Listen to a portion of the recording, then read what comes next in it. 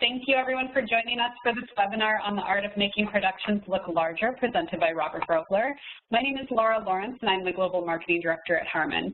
So just a few things before we get started. Everyone on the call is muted to keep down noise levels during the webinar. However, there is a chat function where you can submit questions to the presenter and we'll try to answer as many questions as possible at the end. This webinar is being recorded and the link will be made available a few days after this presentation. We do have a number of other webinars taking place over the next few months for audio, lighting, video, and control, and we'd like to encourage you to take a look at the different webinars in our learning sessions at Harman.com, as well as visiting Harman Professional University to see our many on-demand and certification courses that are available to you for free. And now I'd like to introduce you to Robert Grobler, the presenter for today's webinar. After starting his lighting career in 2000, Robert became a senior lighting engineer at Earhouse, South Africa, one of South Africa's leading AV in 2013. With a broad range of skills and an eye for detail, Robert believes in sticking to simple standards and principles. And I'm going to pass the mic over to you, Robert. Thanks, Laura, and welcome, everybody. Yes, this is going to be very interesting. Hopefully, something everybody can learn something of and take home, even if it's just one thing, and the mission's achieved. Please feel free to throw in those questions, lots of them. I prefer lots of questions. It just makes it more exciting, and that cross into action, a lot more people can learn stuff from it. So right, here we go.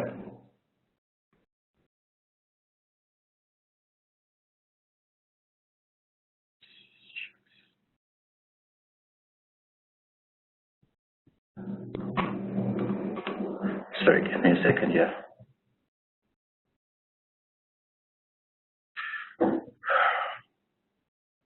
Sorry guys, I'm just having a little glitch here.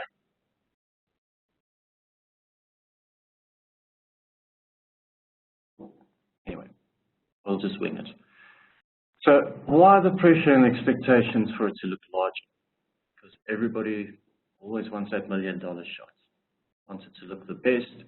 They want to give it their best, and obviously sometimes budget is a bit of a problem. So obviously one of the first things we look at is the client's expectations versus the client's budget. I'm sure you all have those clients that think they can dream up another world regardless of their budget, probably because they have no clue what it takes to deliver that dream that they have. One of the most common things you hear when you try and educate a client is like, but I've done it before. It might be possible that they've done it before, but the scale of it might be slightly different. This is a common challenge we face almost daily. If you can't relate to this, I'm very lucky and very jealous of you. However, I'm sure we all have at least one of them. One of the other reasons we want to make it look bigger than what we got is to keeping our cost of sales low. With a continuous pressure from vendors to keep those costs low due to them trying to secure work for us, trying to make deals, keep the income playing and stuff like that, it becomes essential to try and keep those costs low.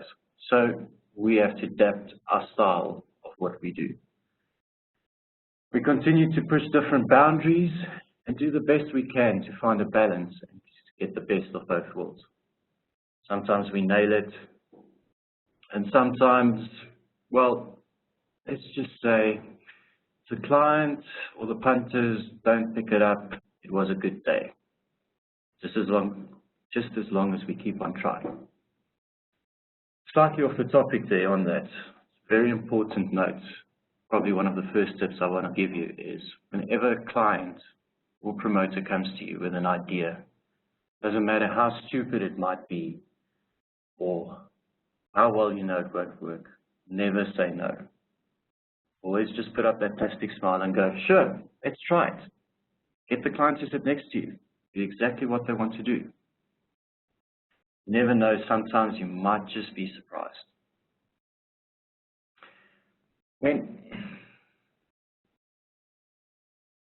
One of the other things is it helps you to evolve your skills as a designer.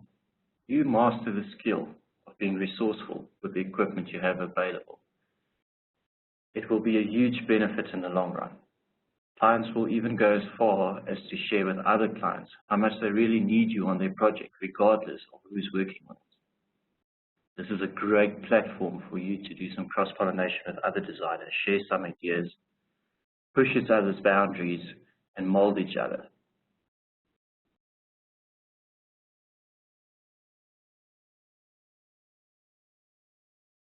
Right, so let's look at a few roles of a designer. Obviously, we've got expectations versus reality. Expectations is to supply a solution for the people to see the performer they enjoy watching. Very important. Rule number one, and this is always rule number one. Let there be lights on the people so they can see the star on stage. This will always be the first objective. And yes, it's true. People don't hum to the lights when they go home, so make sure they can see that rock star.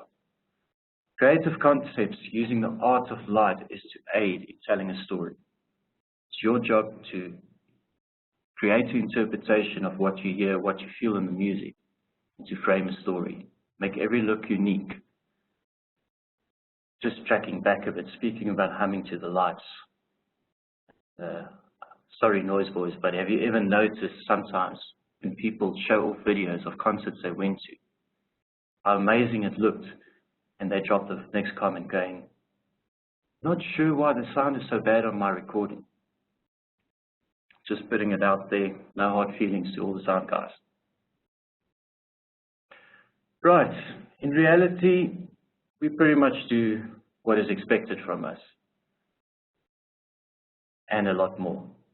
Don't you just love it when you arrive on site and you find out for some reason they've left out a piece of scenery, or even worse, dropped out a piece of video screen that was helping you create a nice frame of content, and then you hear that horrible line going, what can we do with the lights to fill that space and make it look interesting? At that point where you hit the phrase, go, go, gobo wheel. Nothing like a cheesy gobo to fill that hole. Fact is, it's going to happen. Deal with it. And the next tip I would give you is work on a bag of tricks. I like having a bag of tricks most of the time when I need it or when I'm not sure or in doubt. When I work on TV productions, I like always keeping a box of Mac 101s or Rush Pars, anything else that's small and punchy in my back pocket, because you never know when you might need them. This is probably a good place to mention another off-the-topic point, but everything we do these days in a certain way is broadcasted or streamed. You think of it, the punter takes a video, he shares it with his friends. They go live on Facebook. It might be a rock concert or with IMAX screens or product launch. Somewhere there's always a camera. Biggest tip I can give you is work on your dark art. Yes, use the force of creating that look you want to, that can translate the same way in a photo or video. Remember, people's Instagram accounts end up being pretty much the majority of your portfolio. While you are busy with the lighting design, just design the set as well while you're at it. Not sure if this is applicable to all. I can tell you now, everybody in South Africa now is nodding their heads and probably giving me a loud amen. So yes, we design almost anything and everything. Okay, know your resources. Know what to use where possible. Putting this presentation together, I came up with this phrase, and I'm pretty much breaking it up in a few interesting facts stuff, and I'm sure you guys can extend or add more to it, but I tried to keep it to the basics. So, knowing what you have available is always a great start. Don't just assume you can always have what you want. There's always T's and C's that apply. Might not be budget, the vendor says stick to what I've got in the shop, or sometimes you can be lucky and they say you can take whatever you need to, but you might end up reducing it. But seriously, this is always the best starting point. I've done a fair amount of jobs with a designer a few people might know called Tim Dunn from Special Project Resources in the UK. When he was still living in SA, I would often put a package list together for him. And he had a crazy skill taking that list, putting together amazing looking designs without sneaking in the oddball fixture. But also, he would never leave a spare unit, but he was extremely skilled, or is extremely skilled at doing that. Okay, what is the product potential and application you use it for? Knowing what you have, you can start drawing straight away, keeping in mind the product's potentials and the different application you could possibly use it for. Everything can work for more than one purpose. We'll get in touch base with that a bit later. Using it. How can I use that product? Having carefully considered the potential of the equipment and the various options, you need to consider how to use this and create multiple unique looks. Okay. Do I just do a traditional front truss with blinders? Or do I mix it up, strip those 8 light molds down to a bunch of 2 cells and scatter them all over the place? By the way, Brad, I can't wait to do something with those new atomic dots. Just saying, pal. This brings me to my next point, the where. Where will it work the best? I'm sure you've had a brief, even a meeting over a video conference with an artist, giving you directions, giving you his thoughts, his dreams, his looks, his feels. It's up to you to create their vision and know what they have in their head. I know sometimes we wonder on how on earth is it even possible? Some of the things they want are crazy. You need to see what is possible with what you have. If not, look at it again, and I'm sure you'll find a way. Sometimes you will hit a brick wall, and then you don't have an option, but at least you keep on trying.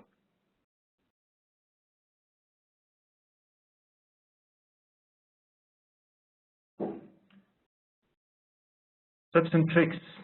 Yes, as cheesy as it sounds, I could not think of anything else to call this slide. So have a good laugh. Considering everything I've mentioned, I want to share some of the tips and tricks I've learned over the years, some small things, and show you some examples of, and go off the topic slightly to share some great memories.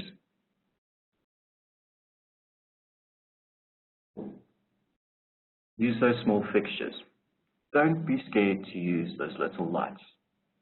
My early days, I used to work for a well-respected lighting designer called J.R. Riley, who resides in New Zealand right now. On our way to a festival one day he said, if you ever have a crazy mix of lamps, start them upstage and work your way downstage. Let's think about it. If you start with the smaller units upstage, you mix up the trims, the beam angles, you can cheat it. Anything can look more or less the same depending on the way you cheat it and you manipulate it. As I've mentioned, small, punchy lights are great for plugging holes. If you look at the picture on the slide,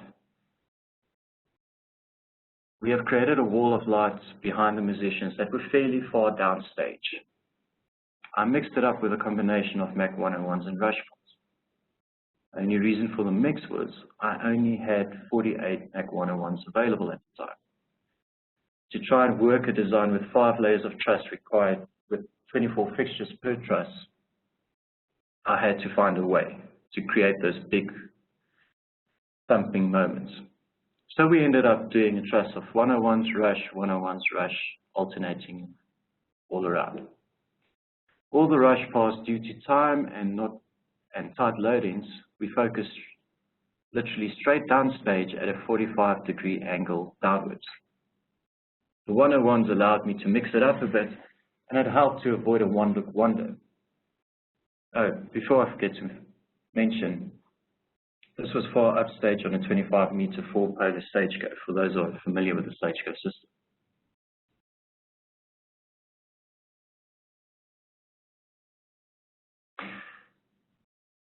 Same artist, same roof 12 months earlier. We had a lot of moving elements. I think it was only the side upstage and crowd blind trusses that did not actually move. It was crazy, it was big, we had very little time. We ended up adding 3 more portals to the roof to aid with the dynamic load. Anyway, getting back on track. The scene in the picture was a moment where we toned it down. I needed something low above the upstage video wall, and originally I wanted to use some big lens beamish units, which we didn't own anyway, apart from our oversized big chunky 5K searchlights. Thanks to the height being fairly low in the beam angle and the musicians being so far downstage, I managed to get away with a 700-watt wash light unit. This might not have worked as expected, but sometimes you have to take a risk. Luckily, this risk paid off.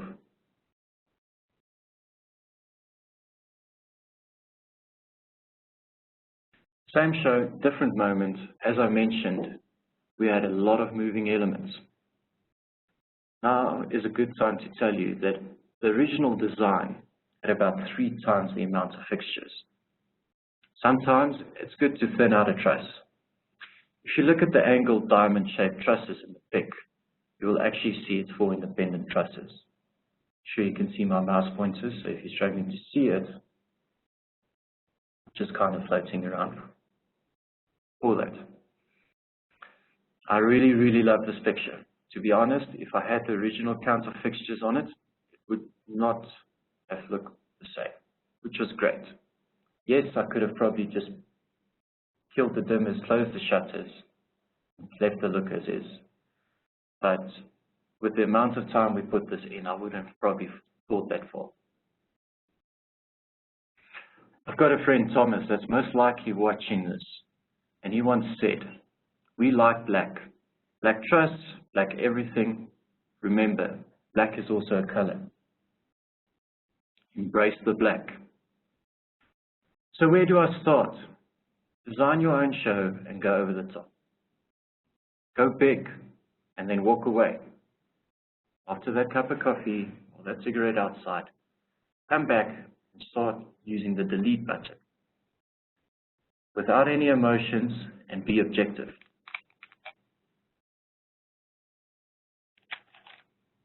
It's very important for you to ask yourself, do I really need this huge cluster of lights? How much can I do with it? And will it only be a one-trick pony? I once had a very interesting conversation with Steve Lieberman. He made a statement I will never forget. I'm sure you won't mind me sharing it.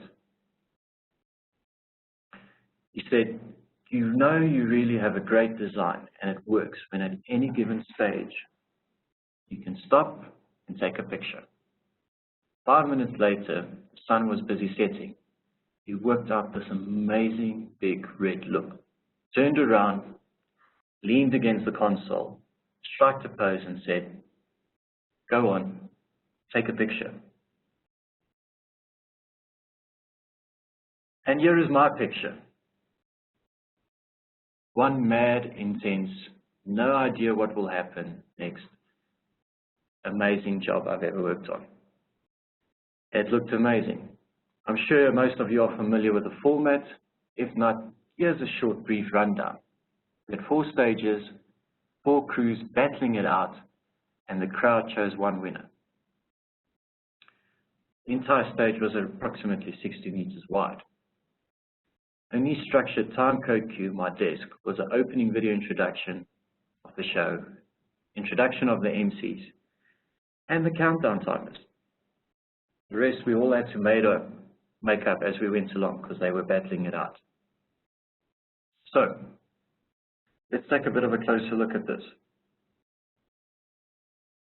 Each of the 4 individual stages consisted of about 12 2-cell blinders, 6 Vipers, 10 Atomics, 40 rush bars, yes, 40. 8 generic LED footlights and some small beam lights. Looking at the gear list, you will notice there's a lot of rush bars, a lot of small fixtures, and it was crazy. My friend Thomas, I'm sure he's watching, one of the best disguise programs I know, can probably tell you a few stories about the things we got up to with those rush bars. In short, the backdrop at the back that the rush bars were lighting, we referred to as lumen foil. We had to make it sound cool because we were looking at some form of a fabric that would carry light nicely, and ended up going with what was actually chicken wire from the local hardware store. Lighting it with the rush bars actually made it look great. I'm sure you're all familiar with the layer bay, and we used each one as a pixel. So it just happens that if you've got a 2x2 bay and you hang a rush bar 2 meters away, at 96% zoom, you can pretty much fill up the entire bay. Now we just slap some pixel mapping on it, follow old school cheesy EQ, tweak the saturation, depending how high the audio level went on the EQ, and we had magic. Cheesy, but magic cheese. The individual stages looked great, basics were covered, and the rush bars did the chunk of the job. Once we combined all of these stages, it looked incredible, mostly due to all the little lights doing their job in a big way.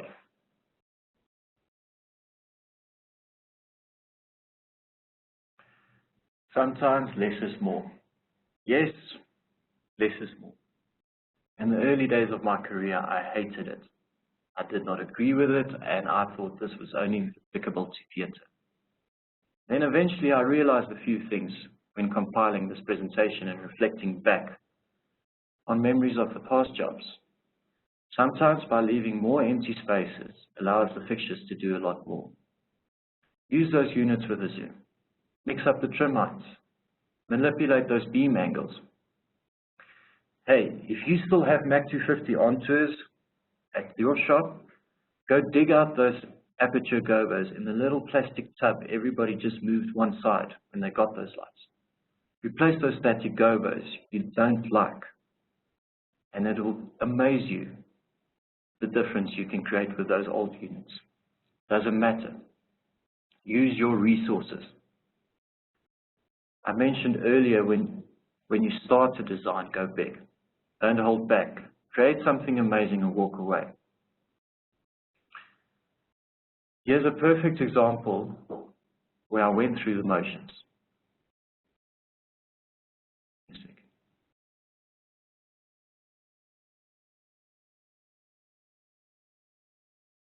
Sorry, this is where I want to go.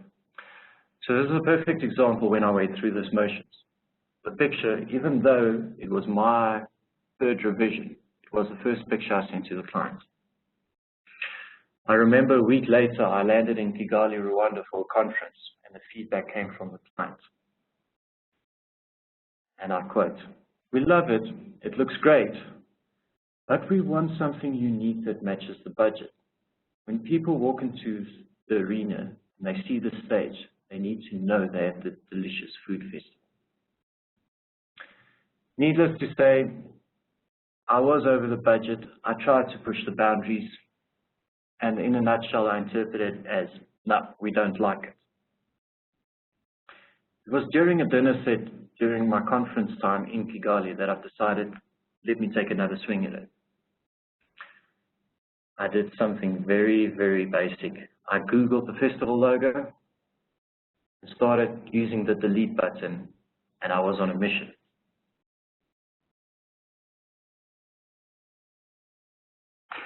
And here was the end result.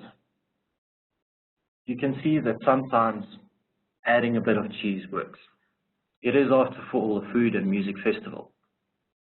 Not knowing better, creating that mic and fork prop was the left hook, and boy did it work.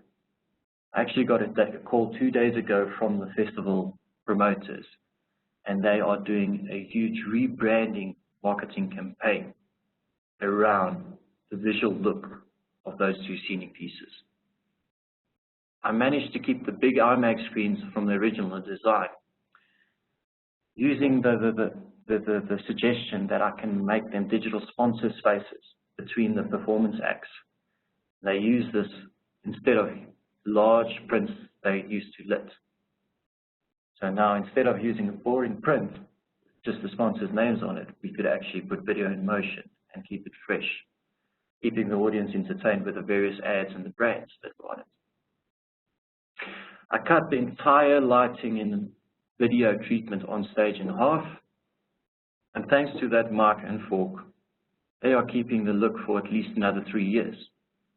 The beauty of this is now I can start adding elements in I originally took out without having to break my head to redesign something new for this project.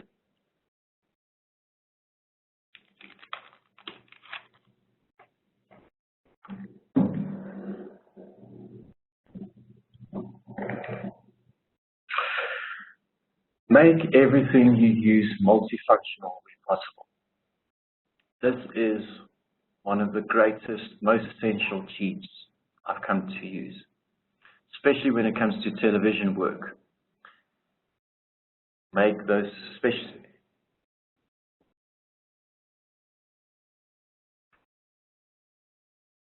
If you've got a TV production that's fixture hungry, this will definitely save your butt. Figure out what units you can fulfill more than one role. After all, camera shots are not always on the wide, so you can cheat it well, as long as you rehearse it properly and you understand what the camera flow is going to be. Anything can go if you wanted to. When I was working on Strictly Come Dancing, I used my illumination lights as my texture and my floor saturation colors and big backlight looks when I needed it for the wide shots. Some of my wash units on the floor would become my key lights for my host. Bottom line is, there's always a way to make things work.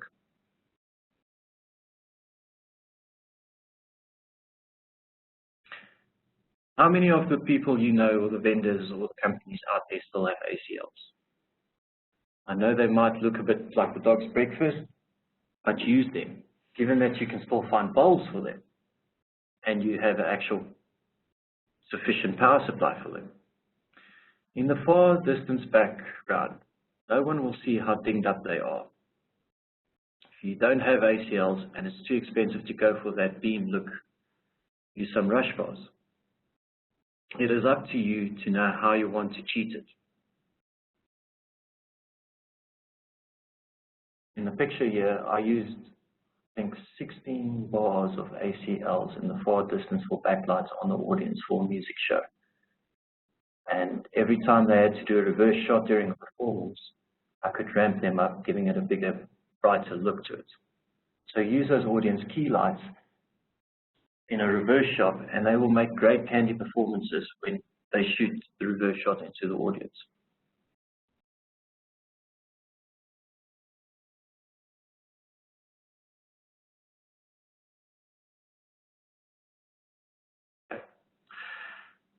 In essence, I want to leave you with these thoughts. Build your own bag of tricks. Be objective. Remember, black is a color. Use those little fixtures. And sometimes less is a whole lot more.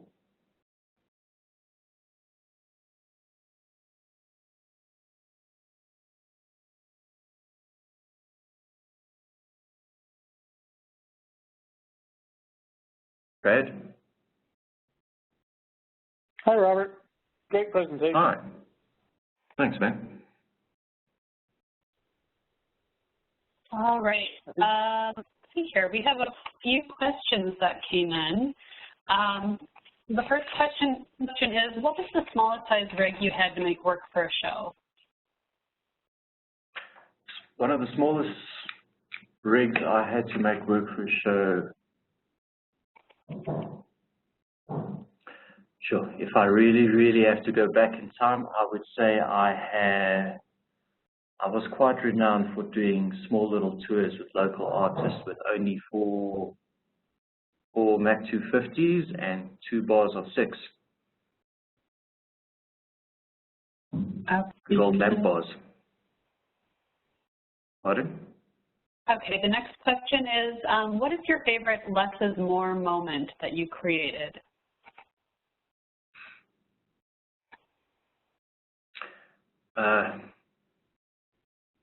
Probably, we did a festival last year. It's a festival I've been doing for the last 3 years called Castle Light Unlocks, which is a big R&B hip-hop music festival. I think one of the best moments were where we just killed everything, and we had one follow spot and one backlight on Post Malone. That was one of the most amazing favorite looks I had that I've seen. Okay, the next question is asking, you mentioned a show where you pixel mapped rushed cars and had it controlled by the audio. How often do you make use of pixel mapping in this manner? I don't use pixel map a lot because I'm a bit old school when it comes to certain things. If there's a real need for it, or it'll definitely make a different look to it, I would use it. The only times I've actually used pixel map is when I got to work with a gentleman called Thomas Peters. And the pure reason is because I feel that the disguise server actually gets the pixel mapping right. It actually gets those nice rich saturated colors out on it. But just using pixel map because I don't have anything else to do on it, I avoid it. I'm very selective when it comes to pixel mapping. All right, the next question is asking, what do you typically cut from revision 1 to 2 to 3, or for example? As I mentioned, I have an idea, I have a drawing in my head, and I just keep on going. So it creates the look that I feel that I have in my head. Often I would switch off certain classes or layers and stuff depending on what your preferences of drawing tool. And when you switch everything on, you realize, hang on a second, I've made the upstage video wall way bigger than what the actual stage roof can handle. Or then you start scaling it down. So I think the first option is revisions, most likely scaling it down to fit within the venue. Obviously, I've learned that revision 0 before I start putting anything in these days is to draw in the sound system. I prefer grabbing the sound vision file from the guys, and I actually take the time to draw in the boxes at the correct angles, because a few degree changes in box angles can make a sound ramp almost a meter longer, depending on how many boxes you hang. And we all know they have the issue if the truss is in the way. So if I've got the audio design in there, the first revision is fairly easy because everything kind of works around that, which I think is kind of an important element, especially now that everybody's going for the hyperreal and submersive sound designs and multiple hangs and stuff like that. Usually by the time I send anything to a client, it is to the point where I think it'll fit into the budget. I always push the boundaries with initial concept drawings, because a picture can sell. Nothing stopping you of going to a client and going, hey man, this is what I drew up. I know you only have, I don't know, let's say $100 for this job. But if you really like this picture, it's going to cost you $120. And sometimes it works, sometimes it doesn't, but you have to try. Always try and oversell with your designs. Okay, the next question is asking, what's the smallest stage you have done? The smallest stage I've done was a 6x4 meter. Okay. So yeah, sorry, I'm not great in converting right now to foot, but it'd probably be, I don't know, Sorry, my head's fried. I can't think of that right now. But it's small. It is really small. All right, the next question is asking, what is your favorite color to mix to? I don't have one favorite color. I'm a big fan sometimes of going to those dark ambers mixed with a bit of lavender.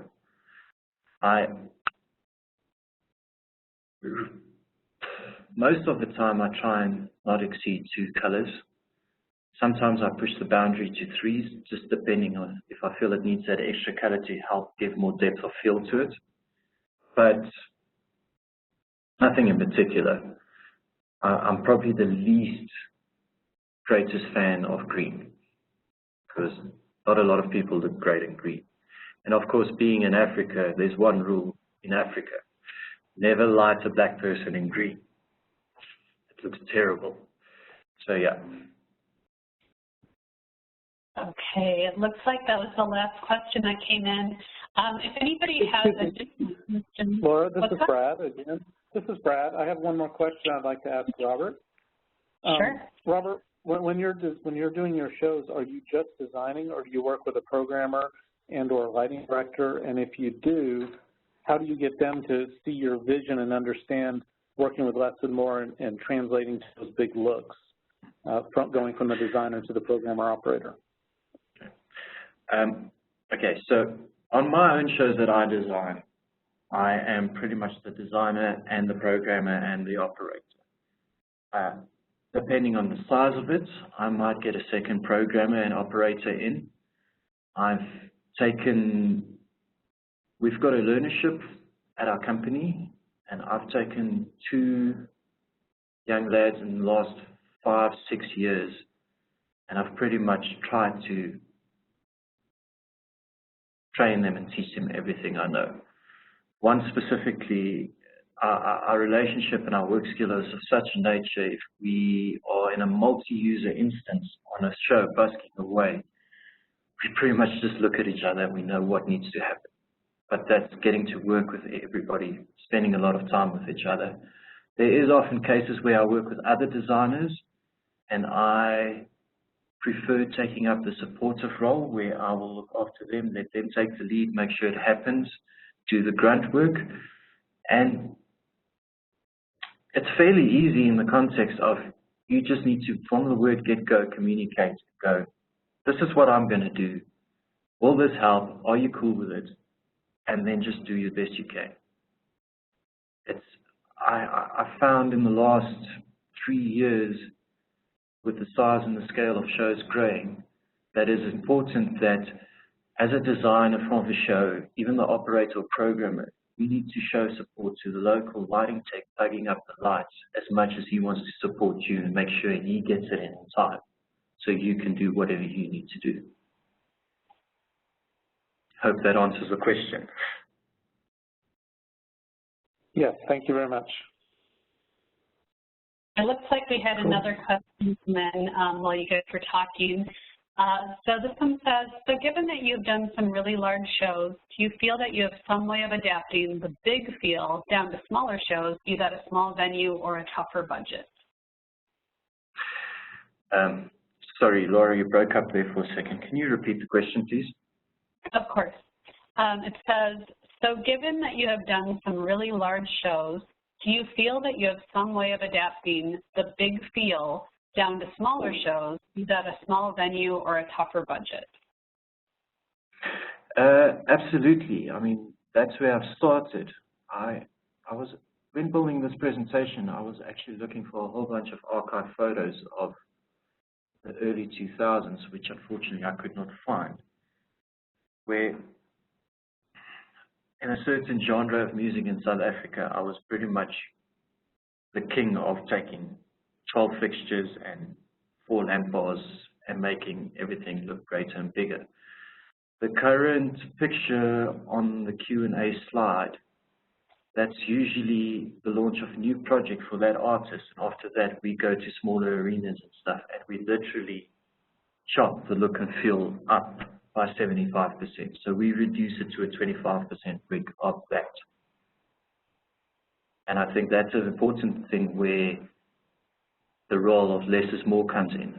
I mean, just the fact that you've got 100 lamps hanging in the booth doesn't mean you need to use those 100 lamps all the time, because then you will run into trouble when you have to do a smaller scaled version of it. So yeah, hope that helps, answers the question. Okay, wonderful. Brad, anything else on your end? No, just thank you very much, Robert. That was wonderful. Thank you. Thank you very much. Okay, thank you, Robert, for presenting. We really appreciate it. And for everyone that attended, we appreciate you giving your time to this webinar today. Robert's information is up on the screen if anybody wants to reach out to him with additional questions. It sounds like he would be open to that. And as mentioned in the beginning, this webinar was recorded, so if you have any interest in watching it again or passing it off to somebody on your team or a friend, that will be released. And then the remainder of the calendar can be found on pro.harman.com if you're interested in attending any of the upcoming webinars. So thanks again, everyone, and have a great weekend. Bye.